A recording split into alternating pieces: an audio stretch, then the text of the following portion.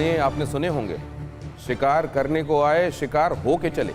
क्या ट्रंप के साथ यही हो रहा है? तख्ता पलट की जो कोशिशें थी ट्रंप की, वो चाह रहे थे कि ईरान में रिजीम चेंज होनी चाहिए, और ये जो पूरा मामला, ये जो पूरा युद्ध शुरू हुआ, ये असल में इसी एंड गोल को लेकर कहा गया कि शुरू हो रहा है कि ईरान में वो रिजीम जो इजराइल के लिए खतरा है, वो रिजीम जो परमाणु हथियार बना रही है, वो रिजीम जो दुनिया को इसके आधार पर आने वाले दिनों में ब्लैकमेल करेगी, उस रिजीम को बदल देना है। तख्ता पलट की तैयारी थी, लेकिन ये तख्ता पलट की बाजी क्या पलट गई है?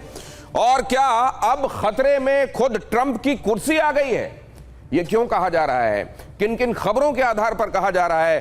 कौन कौन से ऐसे मजबूत इशारे हैं, वो मैं आपके सामने रखूंगा। आज के अपडेट्स भी आपको बताऊंगा, और ये बताऊंगा कि आने वाले दिनों में आप सब ये जानना चाहते हैं कि ये जंग कितने दिनों तक चलेगी और दुनिया को इस जंग की वजह से दुश्वारी कितनी झेलनी पड़ेगी, ये भी आपको बताऊंगा। लेकिन जरा पहले ये खबर देखिए, ईरान की 82वीं वेव का वीडियो जारी कर दिया गया है। बेहद खतरनाक 82वीं वेव जारी की गई।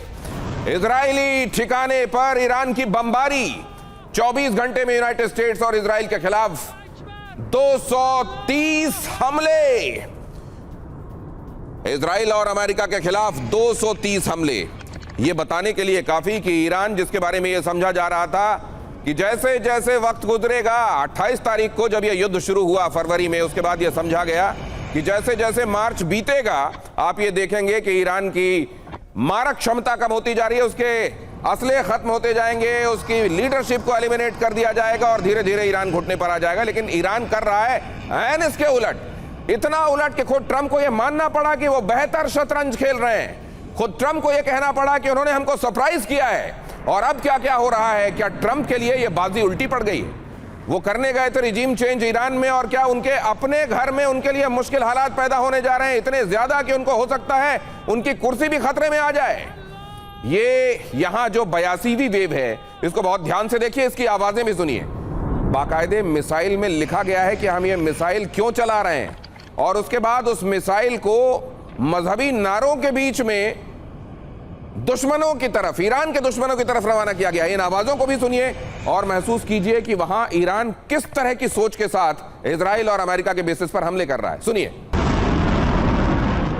और अब अगली खबर की तरफ आपको ले चलता हूं। ग्राउंड ऑपरेशन का जवाब देगा ईरान। सैनिकों से मिलकर उन्हें तैयार किया जा रहा है। ईरानी सैनिक जमीनी लड़ाई में माहिर हैं, और अब जबकि यह कहा जा रहा है कि अमेरिका की तरफ से सोल्जर्स को ईरान की जमीन में भेजने की तैयारी है, जब यह कहा जा रहा है अब बूट्स ऑन द ग्राउंड होंगे, तब जबकि यह कहा जा रहा है कि अब वो ग्राउंड कंपोनेंट देखने को मिलेगा जिसका जिक्र नेतन्याहू कर चुके हैं, तो इधर ईरान की तरफ से भी तैयारियां की जा रही हैं। क्या तैयारियां हो रही हैं, जरा यहां पर देखिए। हमारे मेहमान इसको आपके लिए डिकोड करेंगे। हमारे साथ जनरल कुलकर्णी आज की शाम इस चर्चा में है, प्रोफेसर अमिताभ भी हमारे साथ जुड़े हुए हैं, और डिफेंस जर्नलिस्ट आशीष कुमार सिंह भी हमको यहां ज्वाइन कर चुके हैं। यहां जो कुछ ये चल रहा है, ये तैयारियां किस किस्म की हो रही होंगी? जनरल कुलकर्णी, इन तस्वीरों से क्या अंदाजा लगता है? मुझे लगता है दिनेश की जबरदस्त एक दबाव, जो साइकोलॉजिकल प्रेशर है, वो डाला जा रहा है ईरान के ऊपर कि अगर ईरान नहीं मानता है तो फिर जो लग रहा है सबको कि बूट्स ऑन ग्राउंड रखने में अमेरिका कतराता है, अमेरिका को बॉडी बैग्स पे बहुत डर लगता है।